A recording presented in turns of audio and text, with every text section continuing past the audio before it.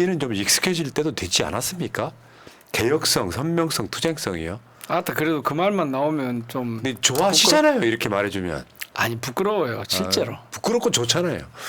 알겠습니다. 넘어가시고요. 자, 지금 민영배 의원의 현 포지션. 민주당 전략기획위원장, 정치검찰 사건조작 특별대책당 단장, 광주 광산을 국회의원. 그 전에는 청와대 사회정책비서관 하셨고요. 광산구청장까지 민영배 의원의 지금 이제 이력이었고요. 그 왜 그런 게 나옵니까? 뜬금없이. 아니 이제 이 스토리나 맥락이 있어야 되기 때문에 제가 그거를 소개를 해드리는 겁니다. 민영배는 갑자기 어느 날 갑자기 국회의원 당선된 사람이 아니다. 그런 면에서 저렇게. 그럼 제가 노무현 대통령 모셨던 것도 좀 노무현 대통령. 그러니까 다 쓰면 이게 지금 종이 한 장이 해주시죠. 꽉 차기 때문에 제가 그래도 가장 최근의 것들을 순서대로 올려드렸습니다. 감사합니다. 자 여러분 일단 인터뷰 하기 전에 민영배 TV 구독 좀 부탁드릴게요. 채팅창 상단에 고정돼 있습니다. 민영배 TV가 지금 이제 곧 10만 이제 실버 버튼 받을 때가 아니 그거보다도 새날 100만 돌파. 예. 제가 진짜 새날 구독자 여러분께 말씀드리는데요. 네. 주변에 계시는 분들 딱 한 분씩만 새날 100만 돌파하자고 얼른 좀 해주세요. 지금 이거 보고 계시는 분들 그래도 수천 명, 진짜 만 분 되시잖아요. 했는데요, 이제 새삼스럽게. 그래요? 근데 왜 여기 이렇게 안 나오는데? 이게 지금 왜 갑자기 태평양 전쟁 끝났는데 지금 태평양 무인도에 계시는 어저께 봤는데 내가 이를 어쩌었을까? 이제 올라왔네. 어제까지는 아니었는데. 아니에요. 주말에 됐어요. 지난 주말에요? 그럼요. 와 2차 세계대전 끝났다니까요, 의원님. 축하드리네. 좋으시네. 감사합니다. 대처라. 이 말 나오니까 그냥 얼굴이 그냥 이렇게 입이 귀에 걸리네. 걸려. 알겠습니다. 와. 뒷북 치지 마시고요. 여러분 이거 어떻게 해요? 이거 뭐 한번 합시다. 민영배 TV나 구독해 주시기 바라겠습니다. 이게 뭐라고? 됐어요. 자, 그래도 뭐 한번 해야죠. 감사합니다. 자, 구자영님 듣고 있는 저도 무지하게 혈압 오르는데 진행하시는 프라님과 마차님 그리고 야소님은 얼마나 화가 나실까요? 힘내세요. 항상 응원합니다 하셨고요. 그리고 이재명님을 지켜 살기 좋은 대한민국으로 하루빨리 거듭나길 기원합니다 하셨습니다. 고맙습니다. 자, 시작합니다. 그렇게 많은 말만 그렇게 하셨단 말씀이세요, 그분이? 자, 지금 민주당이 그러니까 지금 우리 의원님께서 특별대책단 단장으로 있는 정치검찰 사건조작 특별대책단이 네. 안부수하고 김성태를 모해의 증으로 고발했다는 거죠. 안부수는 모해 위종, 네. 김성태 전 회장은 모해 위증 교사, 즉 김성태 전 쌍방울그룹 회장이 안부수 아태평화 교류협회 회장에게 거짓말을 좀 해주라 네. 라고 시켰다 그 말이죠. 그렇죠. 뭘 주고? 지금까지 알려진 바로는 오피스텔을 4억짜리 오피스텔을 거여동에 딸한테 제공해주고. 맞죠. 그래서 그 시점이 3월인데 그 1, 2월과 4월에 이 안부수 회장의 증언이 바뀌었다 이 말입니다. 그러니까 전에는 이게 경기도하고 상관없어. 쌍방울에서 이 돈을 준 게 방북 해가지고 대북 송금을 한 게 상관없어 그랬다가 그 다음에는 4월에는 아니요 그거 이재명 지사죠 당시에 이재명 지사 그 방북 대납 비용이요 방북 비용 대납한 것이요 이렇게 이제 얘기를 한 거예요. 그러면 아시다시피 모해 위증은 뭐냐면 해를 끼치기 위해서 위증 증언을 거짓말을 했다 이거거든요. 그다음에 모해이증 교사는 할 때 그렇죠. 모해이증 교사는 그렇게 거짓 증언을 하도록 모해를 하기 위한 거짓 증언을 하도록 시켰다 그 말이거든요. 그래서 이걸 갖다가 저희가 안 되겠다 이거 보니까 하고 어제 고발을 했습니다. 그제는 이제 여기서 중요한 게 하나 있어요. 왜 경찰이 고발했습니까? 그럼 어디서 고발해요? 예를 들면 뭐 이런 것을 한 과정이 이제 진술 세미나란 말이 있잖아요. 뭔 말인지 알죠? 진술 알죠. 세미나. 이거 우리가 계속 다르기 때문에 그래요. 훨씬 더 잘 알고 있습니다. 그래요. 시청자분들은 검찰에서 기소하고 검찰에서 그 한 사건이어서 이거를 또 검찰에다가 이런 사건은 검찰에 다루는 사건이 아니에요. 아, 그 대상이 지금 김성태하고 안보수 민간인이기 때문에. 그렇죠. 아. 이건 뭐 안부수 김성태 및 쌍방울그룹 성명 불상에 성명 미상에 확인되지 않는 임원 이렇게 이제 임직원 이렇게 되죠. 저는 다른 심한 뜻이 있는 줄 알고 여쭤봤어요. 아 여기 이제 검찰에다 특검 등으로 하면- 가기 위한 뭔가 그게 있지 않았을까 싶어가지고. 아니에요. 이거는 특검으로 가기 위한이 아니라 이 관련한 특검법은 저희들이 이미 발의를 해놨잖아요. 그러니까 이게 이재명 대표의 애완견 발언의 시작점이 바로 이 사건의 이화영에 대한 유죄 판결인데. 아니야. 유죄 판결이 아니야. 유죄 판결이 아니고 왜 멀쩡하게 진실이 있는데 조작된 사건에 대한 검찰의 기소 내용, 검찰이 하는 말만 그냥 그대로 받았으냐. 그러니까 법원도 그걸 그대로 사실인 양 모해 이증이 있는데 사건 조작이 있는데 그것이 진짜 사실인 양 그냥 쓰는 거 아니냐. 그래서 그렇게 쓰는 그 법조 출입 기자들한테 아따 좀 제대로 좀 써봐라 라고 한 거죠. 그랬더니 그 말이 언론 전체에 대한 무슨 모욕이니 뭐 표면이 막 이러면서 벌떼같이 달라든 거예요. 근데 우리가 오늘부로 어제 이제 이재명 대표께서 유감 표명을 했잖아요. 그래서 예. 더 이상 얘기 안 키로 했는데 새날 나오니까 또 그 얘기를 하게 만드네. 자 그런데 예. 여기서 다뤘을 거 아니에요. 다뤘어요. 다 다뤘죠. 근데 잘 아시다시피 애완견, 감시견 이런 이거 언론 용어예요. 언론학 용어. 우리 의원님도 언론인 출신이시잖아요. 그 아, 너무 그리고 잘하는 내가 언론학에서 어쨌든, 쓰는 거죠. 예. 랩독.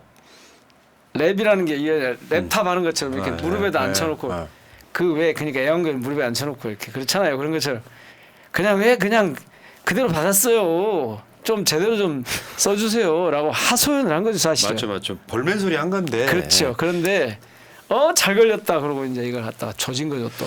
자, 그러니까 어쨌건 지금 그 쌍방울 대북 송금 사건이라고 하는 것을 보고 정치검찰 사건 조작 특별대책단이 사실상 만들어진 거에 가깝습니다. 사건을 조작해 그렇다고 버리는 봐야죠. 거지. 하도 여러 군데서 네. 사건 조작을 했으니까. 그 연어 뭐 술판 다음에 뭐 저 전관 나오기 시작하면서 표지가리 이야기도 나오고 막 하면서 다 모아놓고 봤더니 검찰이 정권을 위해서 사건을 조작하더라가 모티브인 거예요. 이게. 정권을 위해서가 아니라 이재명을 죽이려고. 같은 맥락이죠. 어떻게 보면 그렇게 봐야 될까요? 네. 이 상황을 만들어 놓고 나서 지금 민주당이 오늘 또 주제가 굉장히 빠르구나. 굉장히 빠르게 움직이고 있기는 해요. 속도전.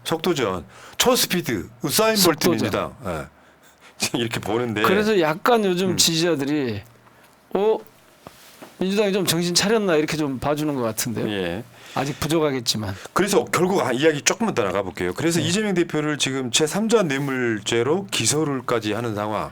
그리고 나니까 이재명 대표의 사법 리스크 이야기하면서 계속 흔들어대는 상황. 아니 근데 여기서 중요한 게 뭐냐면 봐보세요. 제가 표현하자면 악의 연결고리 이것을 끊어놔야 된다 이거예요. 그런데 이 악의 연결고리에 원래 이렇게 시작된 거예요. 정치검찰이 저는 정치검찰이라고 분명히 규정을 합니다. 정치검찰이 사건을 조작합니다. 그러니까 있지도 않은 이재명 방북 비용 대납이라고 하는 쌍방울이 이재명 지사의 당시 방북을 하기로 하고 그 비용을 대신 납부했다. 물론 방북은 하지도 않았어요. 그 방북을 하기 위해서 비용을 대신 넣어줬다라는 거예요. 그런데 그게 어디를 봐도 없다는 거예요. 어디를 봐도 그런 내용이 없어요. 딱 있는 게 이 김성태 안부수의 증언뿐이야. 그리고 그것을 이화영 평화부지사가 지사한테 보고했느냐 이것도 안 나와요. 그러면 봐보세요. 이렇게 증언하면 이 증언하는 거 말고는 다른 수사 대상은 다 어디 있어요? 저 북쪽에 있잖아요.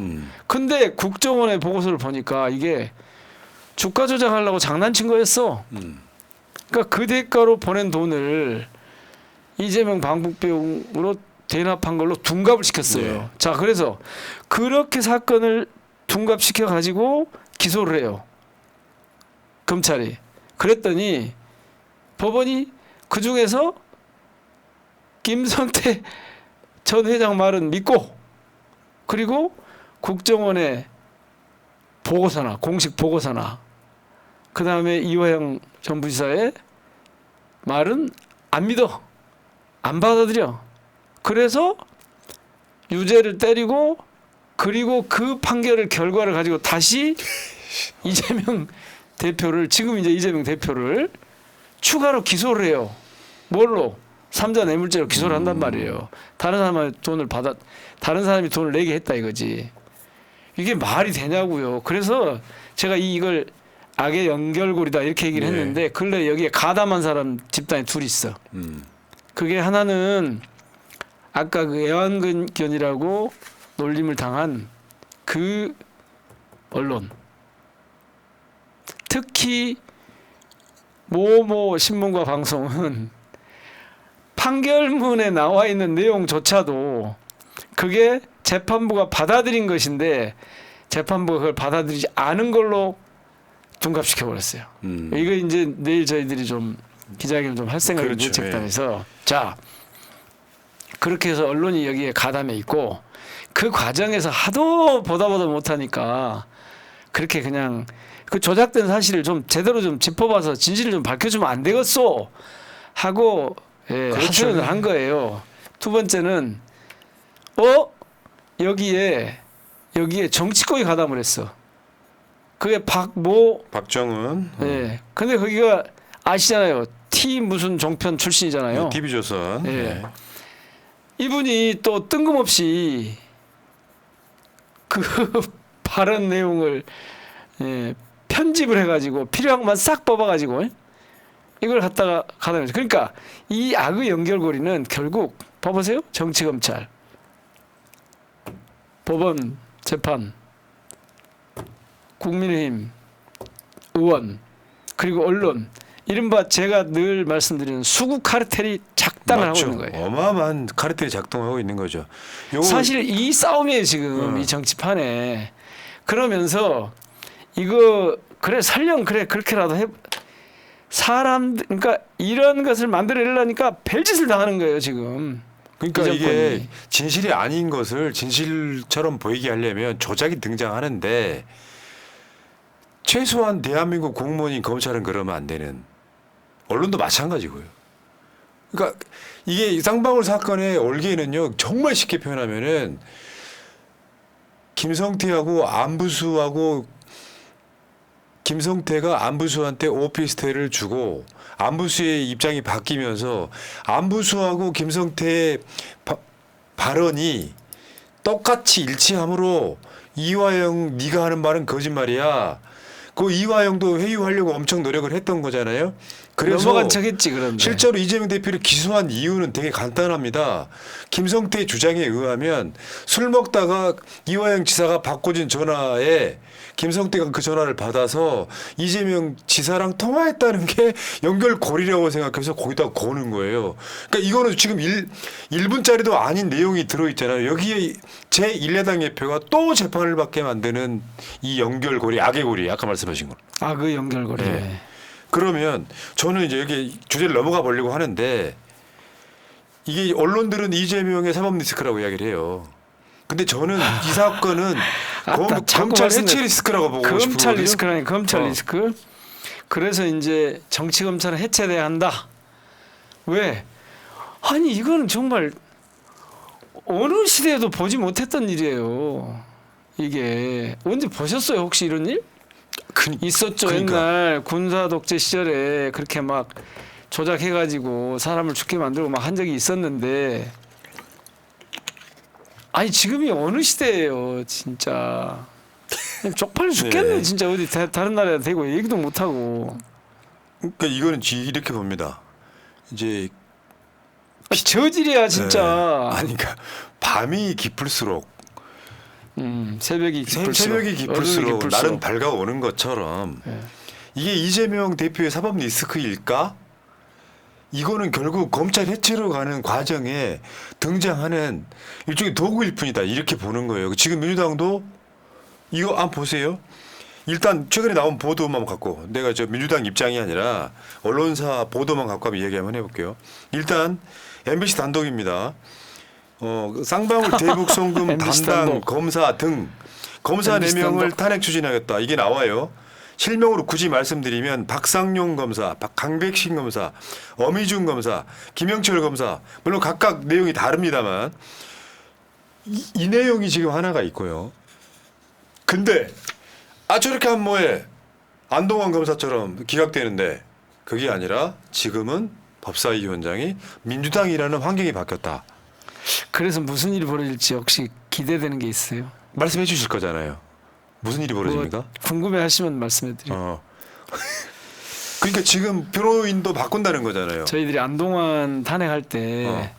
비록 저기 기각돼서 나왔지만 기각 결론이 났지만 내용을 보면 범죄행위가 있었다는 걸 인정을 했잖아요.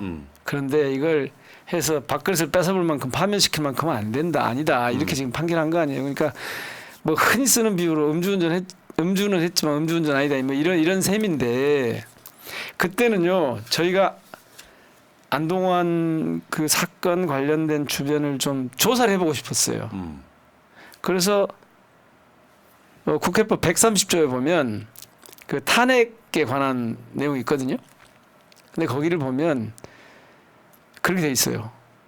본회의에서 의결을 하면 이걸 탄핵안을 그러니까 탄핵 결정을 하기 전에 법사위로 돌려보내서 법사위에서 조사를 할 수 있게 해놨어요. 조사를. 자, 우리 김용민 검찰개혁 TF의 그 김용민 의원이 맨날 하던 얘기예요. 사실은 21대 때 저희가 이걸 가지고 여러 차례 아니 이거 탄핵 그 자체가 목적이 아니라 탄핵을 받게 되는 상황에 대해서 조금 더 정확하게 우리가 파악할 수 있어야 된다. 즉 조사할 수 있어야 된다. 그래서 조사를 해보니까 이거는 탄핵을 시킬 건지 말 것인지 보자. 그런데 이제 문제는 그렇게 하면 어떤 일이 벌어지겠어요. 그 관련된 사건의 전모를 뭐 강제력이 없어가지고 어쩔지 모르겠지만 하여튼 국회가 들여다볼 수 있는 기회가 생기는 거예요. 그러면 증인도 불러다가 확인도 하고 청문회도 하고 별걸 다 할 수 있게 돼 있는 거예요. 가능하다면 이 국정조사도 해버리고 이게 국정조사하고 같은 효과가 있어요. 네. 국회법 제 13장 14장이구나. 아니 13장인데 12장이냐? 11장에 보면 탄핵 소추 이렇게 돼 있어요. 이 탄핵 소추에 보면 130조에 130조 탄핵 소추 발의 1항이죠. 탄핵 소추가 발의되었을 때는 의장은 발의된 후 처음 개의하는 본회의에 보고하고, 그러니까 탄핵 소추를 저희들이 발의를 하면 아시잖아요. 100명 이상 발의를 하는 거죠. 본회의는 의결로 법제사법위원회에 회부하여 조사하게 할 수 있다. 이게 중요해요.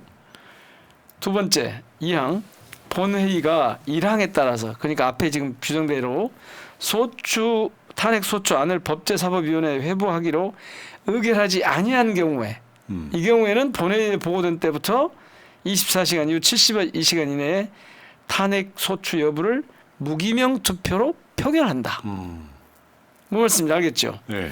이 기간 내에 표결을 하지 아니한 탄핵 소추안은 폐기된 것으로 본다. 자, 원래는 오면 이거를 법제사법위원회에 보내서 조사를 하게 할 수 있어요. 이렇게 결정을 하지 않으면 24시간 지나서 72시간 이내에, 즉 이틀째 사흘째 되는 이 사이에 표결을 해야 돼요. 그래서 이게 늘 문제인 거예요. 이게 오늘 했어요.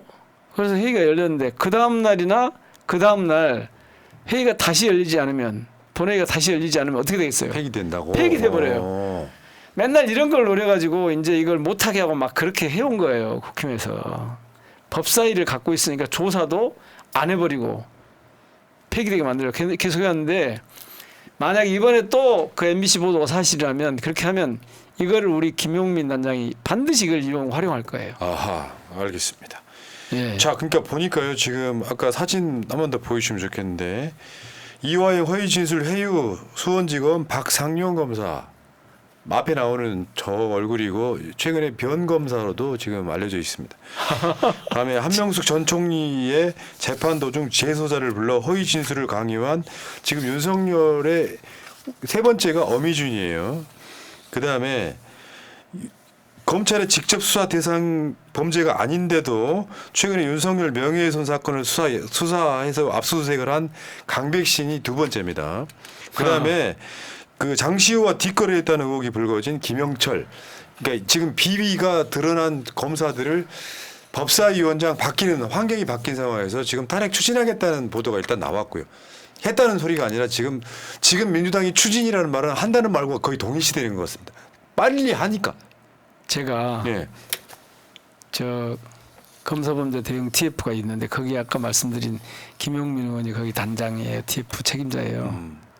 저도 거기 멤버거든요. 예. 그러니까 저게 이제 어떻게 나왔는지 모르겠는데 강백신 어미주는요 사실은 저희가 21대 때부터 이미 탄핵 소추안까지 썼어요. 강백신은 지금 말씀하신 것처럼 아니 왜 검찰이 검찰청법이나 형사소송법에 특히 검찰청법에 수사할 수 있는 대상이 아닌 두 개만 지금 해놓으라 했잖아요. 근데 아마 등을 이용해서 그랬는지 모르겠는데 이 수사를 한 거예요. 언론 탄압 수사를 JTBC, 경향신문, 뉴스버스 이런데 기자의 주거지 막 본사 막 이런 데를 갔다가 압수수색을 한 거예요. 예. 압수수색을. 이거 현행 검찰청법에 보면 명예훼손죄로 지금 다룬 건데 검찰이 직접 수사 개시할 수 없거든요. 대통령에 대한 명예훼손 친고죄 아니에요? 그 시행령을 개정을 해갖고 이제 수사 범위를 넓혀놨잖아요. 억지로. 이것도 이제 이것이 이 한동훈 탄핵 사유에 이제 나중에 네. 보면. 근데 그 안에 명예훼손죄는 포함이 안 돼요. 그러니까 형법 123조 직권남용 및 검찰청법 제4조 검사의 직무 위반한 거예요. 거기다가 심지어 이 명예훼손죄 수사를 진행하면서 공판 청구 전임에도 불구하고 언론에 피의사실을 공표했어요. 아이고. 형법 126조 피의사실 공표죄 위반, 공표 위반. 이게 딱 떨어지는 거예요, 이게. 그러니까 지금 그러면 이제 이걸 네. 할 때 만약에 김용민 단장이 의도하는 대로 이걸 가서 법사위에 가서 이제 법사위원장을 저희가 맡고 있으니까 조사하라고 할 거 아니에요. 그럼 어떻게 되겠어요? 도대체 왜 이런 압수수색을 했는지, 그때 어떤 일이 일어났는지, 무슨 잘못을 했는지, 이 검사들은 왜 이런 일에 나섰는지 이런 게 다 드러날 거 아닙니까? 아까 읽어드린 그 보면 이 탄핵소추 법제사법위원회가 아까 130조 1항 탄핵소추안을 회부받았을 때는 그러니까 본회 의결로 법제사법으로 넘겼을 때는 지체 없이 조사 보고해야 한다. 조사 보고해야 돼요. 법제사법위원회에서 그래서 본회의 보내줘야 돼 다시. 제1항의 조사에 관해서는 국정감사 및 조사에 관한 법률에 따른 조사의 방법 및 주의 의무 규정을 준용한다. 그러니까 국정감사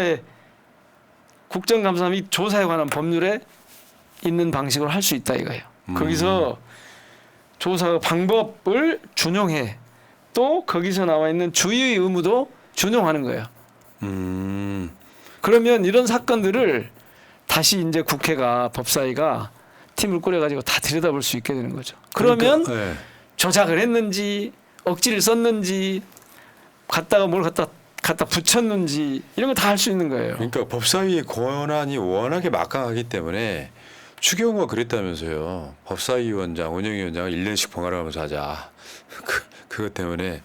장난치는 거예요 지금? 그러니까 박찬대 원내대표가 그랬답니다. 거부권 행사하지 않는다면 생각해 볼게. 윤석열이. 자, 어쨌건 상황이 이렇고요. 이야기 또 주제들이 이야기할 게 많으니까. 그리고 검찰청 해체 추진도 지금 굉장히 중요한 이슈가 됐습니다. 왜냐, 이러이러한 사건들을 보고 하니 사건 조작이나 하는 검찰이 무슨 소용이 있겠냐. 검찰청은 사라지고 기본적으로 두 개를 쪼개는 거죠. 하나는 근데 이제 해체란 말 어디서 나왔어요? 지금 그 뭐 채널A 단독이에요. 검찰청 폐지라는 표현인데 검찰청이 이름이 사라지는 거죠. 그러니까 하나는 기소하는 뭐 기소청, 공소청이 될 거고 하나는 수사하는 수사기관일 텐데. 그런 이름이랑 그런 게 어디서 나온대요? 아직 발표도 안 했는데. 아 그러니까 제가 알고 있기에도 이런 흐름이 있는 건 사실이잖아요. 그 중수청 만들어 가지고 검찰개혁 TF에도 제가 멤버였고 저는 21대 처음 들어와서 검찰개혁 특위에 들어가서 위원으로 활동한 이래로 지금까지 계속 이 검찰개혁 문제에 매달리고 있거든요. 근데 제가 조금 있다가 그 아까 그 악의 연결고리를 어떻게 끊을 것인가 그런 얘기와 관련해 가지고 저희 그 민영배 TV에다가 하나 영상을 올리려고 그러는데요. 예. 제가 요새 정치 특강을 좀 시작했어요. 하도 안 되겠길래 좀 설명을 좀 쉽게 좀 하면서 좀 중요한 이슈에 대해서 좀 말씀 좀 드려야 되겠다 싶어서. 근데 거기에 이제 내용이 좀 자세히 이제 이걸 다룰 텐데 제가 거기서 그런 표현을 씁니다. 검찰 개혁이란 말 이거 안 된다 그 정도 갖고는 그냥 검찰 개벽. 개벽? 네. 왜? 완전히 그래서 이걸 새로운 고쳐갖고 쓸 수 있는 게 아니다. 완전히 재개발하든지. 리모델링은 안 돼요. 안 돼, 리모델링 안 돼. 허물고 다시 지어야 돼. 네, 재개발. 저 도시개발에서 보면 재건축이 아니야 이거. 뭐 재건축도 되긴 되겠는데 네. 그러니까 그 집의 형태는 더 이상 없어지는 거예요. 근데 그런 지향을 갖고 지금 하고 있는데 그게 막 확정된 것처럼 막 돌아다닌가요 지금 뉴스에? 아 그러니까 이게 뭐냐면 공소청, 기소청 이러면서 저쪽에서는 계속 이재명 방탄이라고 이야기를 하겠지만 검찰이 한두 건도 아니고 사건을 정치적으로 조작하는 상황이라면 검찰청을 원래 그대로 두는 게 이상한 거예요. 검수완박이라고 하는 것도 등자 이용해서 다시 수사권을 가져가는 윤석열 정권 입장에서 보면 공명정대하게 예를 들어서 이재명 기소했다면 김건희도 기소할 정도의 기획은 있어야 되는 건데 그러니까 검찰청을 아예 검사란 이름은 없애 직급도 낮추고 이재명은 기소거리가 없는데 기소거리를 억지로 조작하고 만들어서 기소를 몇 건 서너 건 지금 하고 있는 거고 김건희는 기소거리가 차고 넘치는데 안 하고 있는 거 이게 문제예요. 근데 이런 검찰이 대한민국 민주공화국의 검찰이냐고요. 그러니까 안 되겠다. 세계 어느 나라에도 없는 수사권과 기소권을 동시에 갖고 있는 이 검찰 이 상태로는 형사사법체계가 온전할 수가 없으니까 바꾸자. 네. 그래서 이제 그런 검토를 지금 진지하게 하고 있는 거 맞잖아요. 하고 있는 거 맞아요. 제가 네. 알고 있기에 7월달 정도 뭐 되면 누가 뭐 안이 나올 거란 이야기도 있고 그래서 단독을 했는지 어쩐지 모르겠지만 하고 있는 건 맞습니다. 근데 이게요. 말씀드렸잖아요. 21대 때부터 오랫동안 검토해온 거라니까요. 알죠? 예. 그러니까 수사하고 싶으면 중수청 들어가. 예. 그리고 재판만 하고 싶으면 공소청 들어가. 그리고 검사 니들 너무 직급 세. 사금이 뭐야? 좀 더 낮춰. 아니 그런 뭐 얘기는 한 적이 없어. 이런 그런 거죠, 얘기는 뭐, 예. 일도 꺼낸 적이 없는데 그 말까지 누가 했다면 그건 오버예요. 예. 그 얘기는 아직 나온 적이 자, 없습니다. 알겠습니다. 자, 지금 시간 관계상 주제 넘어갈게요. 그러니까 넘어가시죠. 이렇게만 네, 되면 넘어가. 좋을 것 같고요. 지금 넘어가. 그 민영배 의원이 문광희로 갔던 사건은 굉장히 중요한 것 중에 하나라서 왜냐하면 왜요? 그게 또. 왜냐하면 이제 광주 지역에 8개 국회 의석이 있고 예. 골고루 가야 되고 사실 광주는 이제 제 고향이기도 해서 문화수도 이런 걸 지향하잖아요. 네. 그러니까 이게 뭐 경제네 뭐네 이런 건 서울이 수도라고 해도 문화 쪽은 우리가 수도야라고 자부심 있는 지역인데 문광희 국회의원이 한 명도 없으면 안 돼. 그러니까 민영배 라고 의원은 지역사회에서 계속 문제 제기를 해서 그래서 민영배 의원은 그럼 내가 문광희 갈게. 내가 대장인데 원래 문광희 내가 간다 이렇게 된 거 아니에요? 아니 원래 제가 국토위를 가려고 어. 그렇게 신청을 했는데 당에서 또 법사위를 보내려고 했더라고요. 그렇지. 그래서 드라마. 저 법사위가 또 탈당해야 되잖아요. 그러니까 아니 뭐 지금은 뭐 이제 그 탈당 때문에 제가 또 조국혁신 한명 재선됐다는 있잖아요. 분들도 있다가 박은정 검사, 예. 박은정 의원이 있기 이제 때문에 가거든요. 탈당 안 하셨대요. 예. 하여튼 그래서 제가 그 탈당 때문에 다시 살아났다 이런 분들도 계시고 이재명 대표는 저만 보면 당선 얘기만 나오면 꼼수 탈당해가지고 살아나셨어요.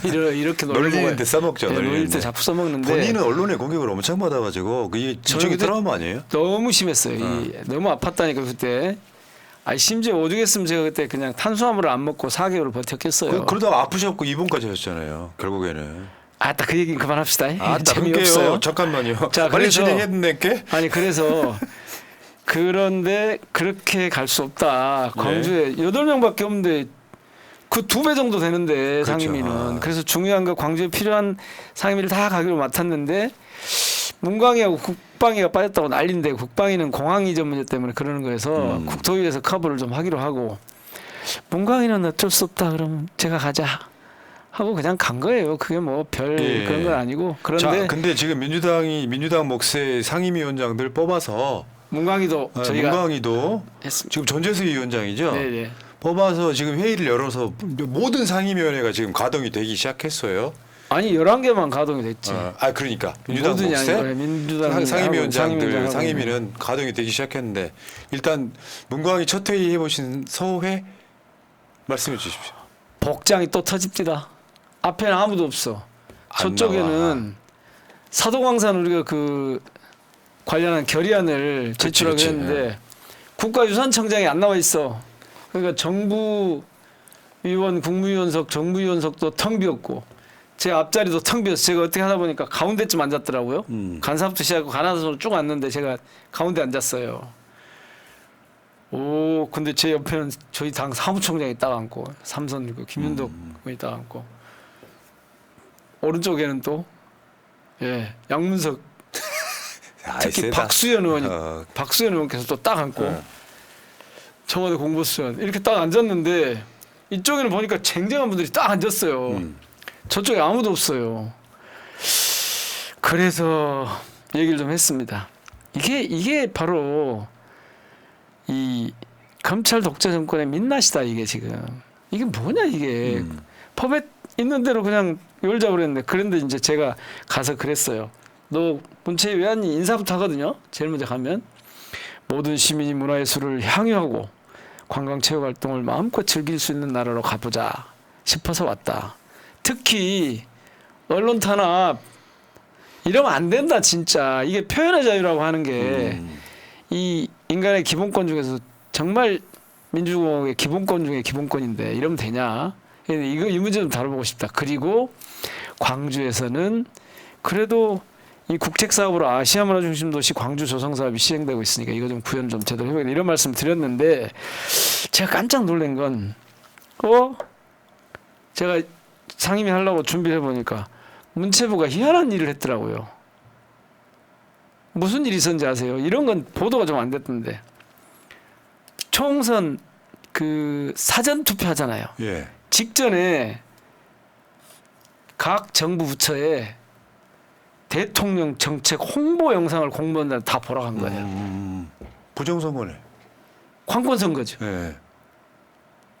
그래서 이런 걸 좀 따져야겠는데 안 나와 있는 거예요. 특히 그 외에 또 이상한 저 국힘의원이 뜬금없이 그 인도 방문한 문재인 대통령의 이 대신 문재인 대통령을 대신해서 간 김정숙 여사님의 그 기내식이 6천만 원짜리였다고 또 가짜 뉴스를 퍼뜨렸잖아요. 저희들이 다 계산해 보니까 네 끼에 수십만 원에 불과해요.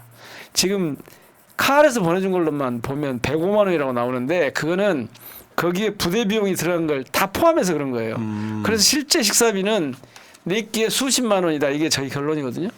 근데 이런 얘기를 일방적으로 혼자 얘기하고 왔어요. 다 따져 물을 수가 없어요. 아무도 안 나와 있고 뭐 상대방도 없고 막. 문체위 차원에서 증인 출석하고 증인 이제 출석 해야 안 돼. 하면 고발하고 뭐 해야죠, 이렇게 가야 이제. 될 거. 예. 그러니까 간단히 말하면 이게 근데 그분이 이걸 폭로랍시고 한 이 가짜 뉴스 퍼뜨린 분이 문체위원이요. 배 씨요? 예. 그러니까 이게 바로 맞은편에 앉아 있어요. 이게 이렇게 연결된단 말이에요. 김정숙 여사 인도 방문은 그걸 주관했던 게 문재인 정부 때 문체부 장관. 문체부였었잖아요. 네. 근데 이게 김정숙 여사 물타기가 등장한 이유가 김건희 명품백 그렇지. 여기 이렇게 연결이 된단 말이에요. 김건희 특검 물타기로 뜬금없이 김정숙 여사를 물고. 그러니까 지금 이거 대한민국 이거 여당하고 이 정치검찰 이분들은 오메 참말로 옛날에 노신 중국의 대문호 노신의 말을 빌자면 미친 개에게는 몽둥이가 제격이다 이런 말이 있는데 진짜 어디서부터 어떻게 하도 이상한 일을 많이 해놔서 어디서부터 어떻게 다뤄야 될지를 모르겠어요 정말. 예. 환장하겠어 진짜. 자, 그러니까 이게 지금 문체위가 어떻게 보면은 운영위처럼도 운영될 수 있을 법한 내용이 지금 들어가 있고요. 그렇죠. 그러니까 이게 제가 가면 일이 국경선이 많더라니까. 사라지는 상황이에요. 그러니까 지금 뭐 그저 김건희 건 권익이나 뭐 김정숙 여사 이 건은 간단하게 이렇게 아니 마무리하고 봐봐요. 가겠습니다. 검찰이 아까 강백신 얘기했는데 아니 왜 자기들이 수사도 할 수 없는 것을 갖다가 예. 편집국에 가서 압수수색하고 그 기자 집에 쫓아가갖고 압수수색하고 그 난리를 치냐고요. 그래가지고 뭐가 나왔어요? 그러니까 이 문제까지 다루면 또 몇 시간 가니까 지금 뭐 그만하고? 김건희, 권익이, 김정숙 여사 이 건은 이렇게 마무리하고 넘어가고요. 그럽시다. 그래요. 어제인가 보니까 그 나는 이게 제가 주장하는 바랑 일치해가지고 하나 의제를 가져봤는데 네. 위성 정당 방지법. 왜냐하면 또 4년 지나서 닥쳐서 하면 안 됩니다. 지금 준비를 해야 되는 거예요. 경실련이 네. 저한테 입법 청원을 해왔어요. 지금 말씀하신 대로 위성정당 방지법 있으면 그 연동형 비례대표제 의미가 사라지거든요. 지금 현재 있는 선거법상에 비례대표 의원을 선출하는 이 제도가 이를테면 제대로 작동할 수가 없어요. 왜 이번에 저희는 뭐 뭘 만들고 저쪽은 또 뭘 만들고 이렇게 해가지고 결국은 거대 양당이 딱 차지해 버렸잖아요. 그 와중에도 이제 조국 혁신당이 쫙 혜성처럼 나타나가지고 뭘 이렇게 좀 하긴 했는데 그래서 아예 그럼 처음부터 이 위성 정당은 만들지 못하도록 임기 시작하자마자 바로 이것부터 해야 된다고 경실련하고 제가 이 손뼉을 좀 친 거죠. 그러니까 이게 지금 준비 안 되면요. 또 나중에 닥쳐서 또 안 되니까. 또 닥쳐서 민주당 대표의 그 결정을 사람들이 쳐다봐야 되는 상태. 여기서 제가 중요한 제안 하나 하려고 합니다. 앞으로 국회나 선거에 관한 이 제도를 바꿀 때는 입법을 하고 있는 국회의원들을 통해서 하려고 하지 말고 초안을 어디선가 만들어서 그거는 국가기관이 될 수도 있고 시민사회가 될 수도 있고 전문기관들이 될 수도 있고 뭐 학회나 이런 데가 될 수도 있어요. 전문가들이 모여서 만들어서 그것을 국회의원들이 그냥 추인하는 의미의 입법안으로 받아들여서 국회에서 의결하는 방식으로 가야 돼요. 이렇게 정당 체제에 관한 거나 그다음에 저기 선거구 획정하는 거 있잖아요. 이런 것을 의원들한테 맡겨놓으면 이른바 중이 제 머리 못 깎는다고 안 돼요. 이해 당사자 이해 충돌이에요 이거. 그러니까 맞습니다. 이해 충돌이 있는 거는 그거는 밖에서 기구를 따로 두든지 아니면 전문가들한테 맡겨서 가져온 것을 군말 없이 법적으로 무슨 특별한 문제가 없으면 정치적 이해관계를 따지지 말고 입법을 하는 걸로 그렇게 제도를 바꿔야 돼요. 지금처럼 의원들은 다 알아서 해나 봐봐요. 이게 계속 반복될 거예요. 안 돼. 왜? 자기 생각만 하니까 자기 집단만 먼저 맞죠. 생각하니까. 그러니까 요거는 어때요, 이 진짜 뭐 100년지 대기도 아니고 몇 년 앞에 있는 거를 지금 민주당이 정리를 해놓지 않으면 똑같은 논란이 4년마다 반복될 가능성이 높다. 알겠습니다. 자, 6월 선거구 획정도 그렇게 난리를 치잖아요. 맨날. 그러니까요. 6월 18일 날 광주 지역 국회의원 언론인 간담회가 여의도에 있었던 거죠? 광주에서 있었던 게 아니라 아니 광주에서 했죠. 광주에서 한 거예요? 아니 미안합니다. 민주당 지금 당사에서 의원회관에서 했어요. 의원회관에서. 의원회관에서. 네. 근데 보니까 지금 광주 지역 국회의원들이 오셔서 아, 예, 저기 있네요. 화면상에 보면 우리 저 여기서 군계 일학으로 보이는 분 한 분 계시죠? 민영배 의원. 왜 그러세요? 저 전진수 의원 옆에 오른쪽에 계시는 것 같고 예. 양분함 의원도 보이고 박균택 의원도 보이고 문제는 이게 사실 이런 표현이 적절할지 모르겠습니다만 제가 그 지역 아들이라서 하는 이야기가 민주당의 본진이잖아요. 사실 민주당의 정신은 5.18 정신에 연속돼 있는 거잖아요.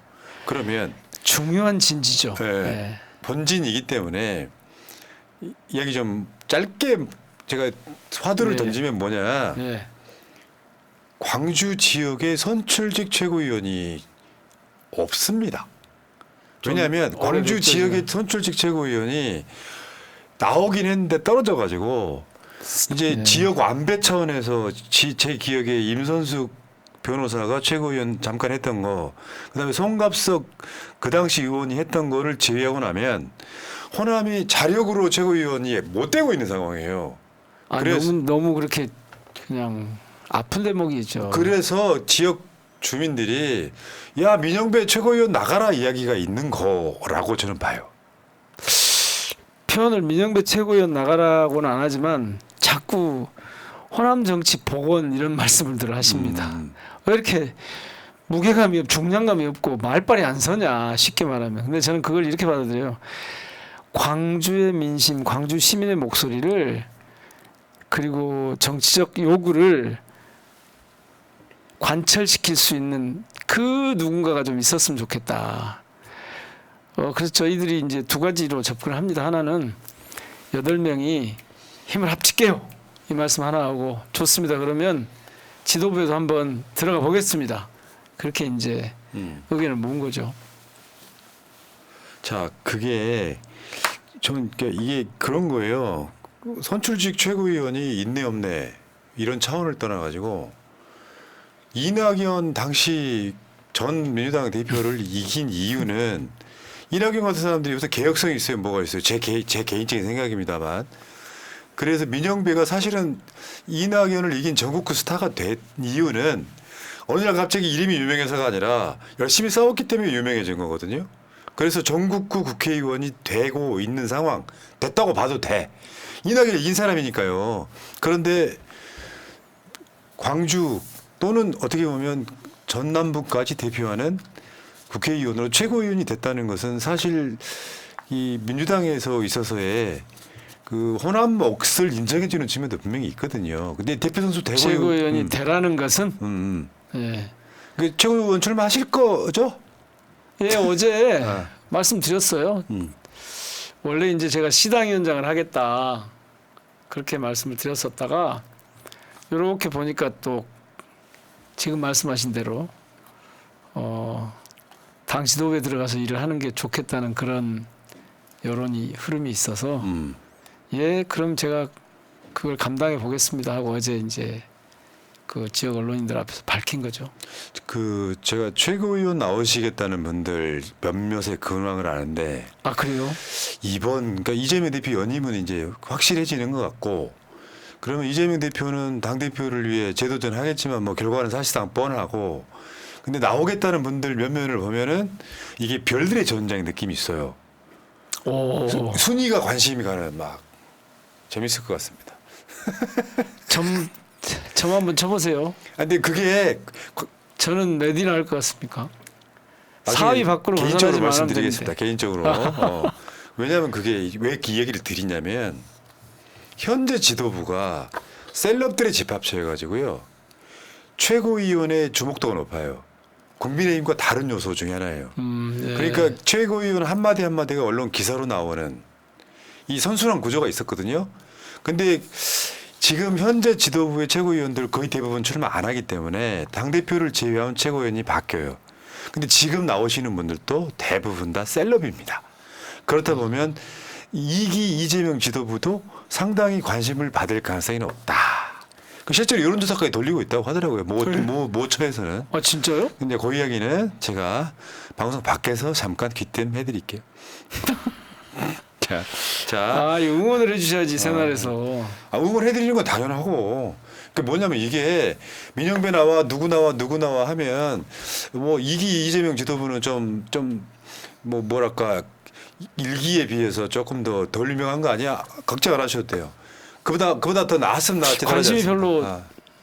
전에보다 아니, 없다는데. 그러니까 지금은 이제 아마 대의원들 정비하는 시간이고 지금 지역으로 가면 그다음에 다음 달이면은 시도당 위원장 선출을 하고 그다음 달이면 전당대회가 정확히 말하면 이제 바뀌었죠. 당원대회. 뭐 전국 당원대회 이렇게 있단 말이에요. 이제 하나씩 이제 만들어 가는 거잖아요. 그 하이라이트는 이제 최고위원 선출이 아닐까 싶은데 저는 매우 긍정적으로 본다 이런 얘기입니다. 민영배 나오면 땡큐. 고맙잖아요. 뭔가 뭐 흥행을 위해서 나서주는 모습. 아니, 그리고 자신이 없어 근데 표정이 지금 아니, 뭔가 그래도- 불안불안해. 아니에요. 대개는 부끄러워서 그것까지 말 못하겠네. 하여튼 4등 안에는 들 거래요. 4등 안에 들 거래요. 알겠습니다. 절대 지명직 하지 않는다. 나는 선출직 될 거다. 뭐 이런 거죠. 예. 알겠습니다. 지명직을 광주가 또 할 수는 없는 일이죠. 자, 미리 멘트 하겠습니다. 개혁성, 선명성, 투쟁성 가진 우리 민영배 화이팅 하시기 바라겠고요. 새날도 적극 응원하겠습니다. 자, 민영배만 같아라 25번째 방송 여기서 마치고요. 혹시나 마지막으로 하실 말씀 있으시면 카메라 보고 한번 해주시면 돼요. 아닙니다. 제가 당직을 이렇게 맡아서 지금 일을 하고 있는데 보니까 저희 민주당이 팽팽한 긴장감을 유지하면서 제법 그 총선 민심을 받들기 위해서 애를 쓰고 있고 그것이 국회 안에서 조금씩 확보가 되는 조금씩 믿음이 가는 이런 때 이제 해주셔야 될 일은 저기에 신뢰를 보내고 좀 제대로 할 수 있도록 응원을 해보자 이런 마음이 저는 모아지면 좋겠고요. 이것은 단순히 민주당이나 뭐 민영배나 무슨 개별 의원들을 위해서가 아니라 사실 대한민국의 미래를 놓고 생각해 보면 지금 이 상태, 이 정권, 이 여당을 놓고는 암담하잖아요. 이것을 함께 우리가 이 어둠을 걷어내고 이 새로운 미래로 그리고 그래서 좀 대한민국이 자랑스럽고 내가 이곳에 살고 있는 이게 살만하구나. 그리고 국가가 나를 늘 가까이서 손잡아 주는구나. 이런 느낌이 드는 세상으로 같이 나갔으면 좋겠습니다. 알겠습니다. 자, 민영배만 같아라 25번째 방송 자 마치고요. 다음에 또 뭐 요즘에 워낙 바쁘시니까 우리가 예. 모시기가 힘들어요. 죄송해요. 사실은 어찌어찌 하다 보니까 그렇게 예. 좀 자, 됐습니다. 여러분 채팅창 상단에 민영배 TV 구독 링크 타고 가셔서 민영배 의원 채널 좀 구독해 주시기 바라겠습니다. 자, 오늘 방송 마치겠습니다. 고맙습니다. 고맙습니다. 민주주의 평화 통일 다 죽어간다 이대로는 놔둘 수 없다 자 다시 한번 해보는 거야 자 다시 한번 싸우는 거야 자 손 맞잡고 어깨를 걸고 우리 함께 이기는 거야 자 다시 한번 해보는 거야 자 다시 한번 싸우는 거야 자 손 맞잡고 어깨를 걸고 우리 함께 이기는 거야 자 다시 한번 해보는 거야 자 다시 한번 싸우는 거야 자 손 맞잡고 어깨를 걸고 우리 함께 이기는 거야 자 다시 한번 해보는 거야 자 다시 한번 싸우는 거야 자 손 맞잡고 어깨를